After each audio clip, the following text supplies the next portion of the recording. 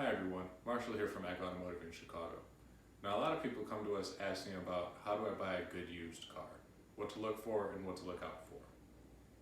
Now the first thing you need to do is evaluate what you need out of a car, whether it be safety, reliability, space, utility, options.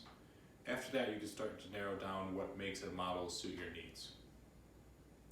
Once you find a car that looks promising, we recommend that you bring it to a mechanic that you trust to give it a once-over. And if the salesman or the dealership doesn't let you do that, we recommend not doing business with them because that car probably has some issues with it that they don't want you to know about.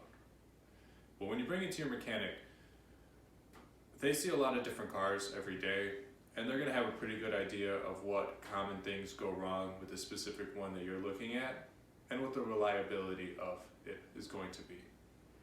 Now another good tool that isn't always available is maintenance records that can show what kind of life the car has had.